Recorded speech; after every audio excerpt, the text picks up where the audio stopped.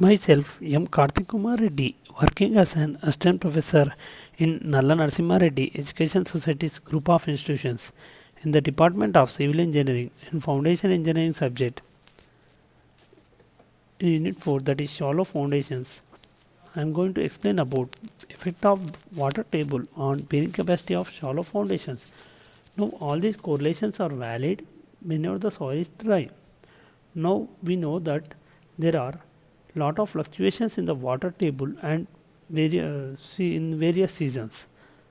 So the effect of water table on bearing capacity of foundations will have to be taken into account. The theoretical equations developed for computing bearing capacity of soil are based on the assumptions that the water table lies at a depth of foundation which will be equal to or greater than the width of the footing.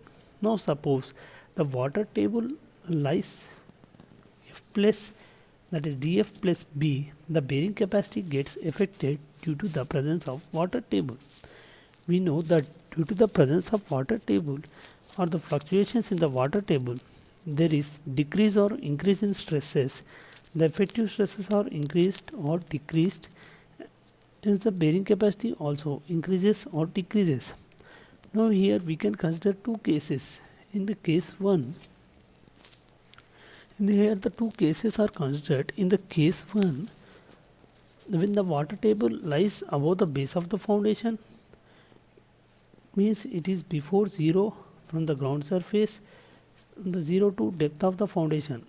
And in the case 2, when the water table lies within the depth B below the base of the foundation.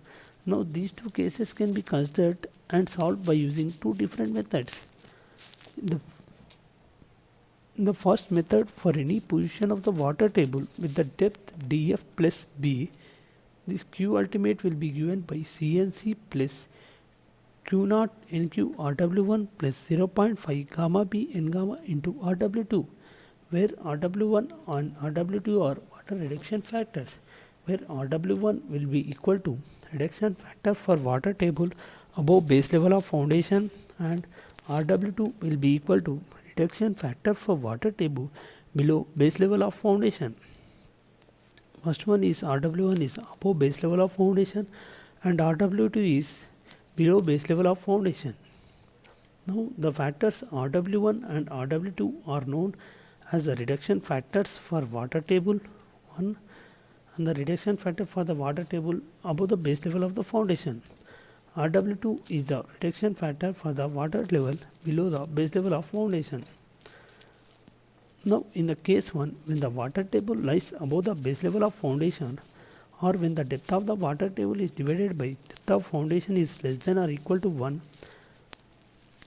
the equation for Rw1 may be written as Rw1 equal to 0.5 in brackets 1 plus dW1 upon dF, and from the equation we can find out that if the ratio is 0, dW1 upon dF, then Rw1 is equal to 0.5, but if the ratio is equal to 1, it means the depth of the water table which is the foundation itself, then it will become equal to 1. If the ratio become 1 and Rw1 becomes equal to 0, now in this case we made clear.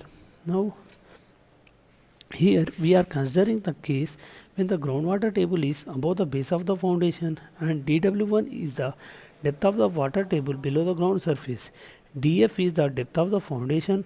Now based on these two equations we can develop our relationship between Rw1 and dF and dW1 upon dF.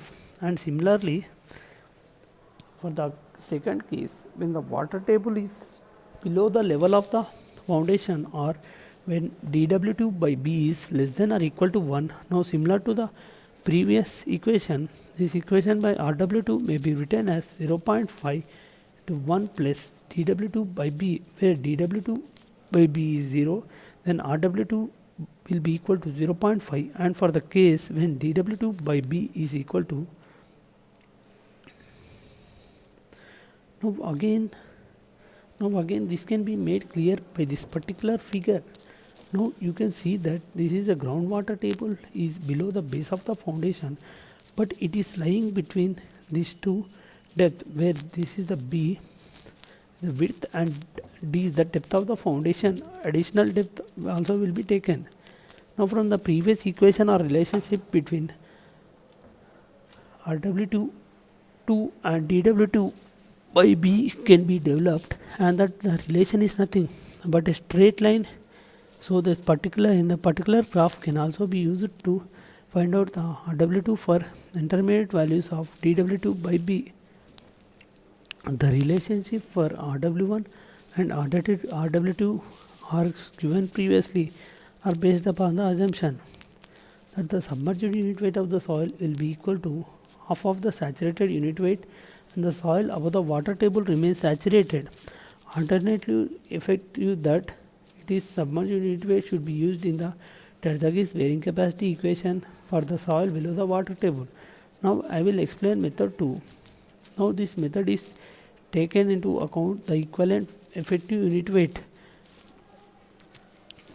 The equivalent effective unit weight may be used to determine ultimate bearing capacity, and this may be used to determine ultimate bearing capacity will be replaced by the unit weight of soil which is above the foundation level, and that unit weight of soil up to depth B below the foundation level by gamma E1 and gamma 2, where gamma 1 is the weighted effective unit weight of soil lying above the base level of the foundation, and gamma 2 is the weighted effective weight of the soil lying the depth below the base of the level of the foundation.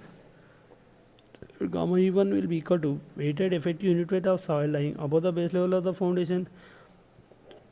Gamma E2 will be equal to weighted effective unit weight of soil lying within the depth below the base level of the foundation. Now gamma sat will be equal to saturated unit weight of soil below water table, and gamma sub will be equal to submerged unit weight of soil.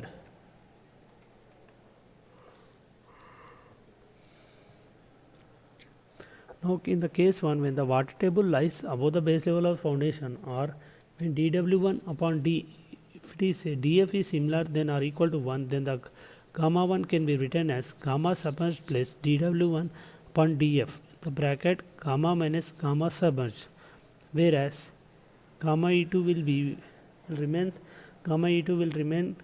gamma submerged. Now in the case 2, when the water table lies, or when dW2 by B is less than or equal to 1, then gamma E1 will be equal to gamma E1 will be equal to gamma, and gamma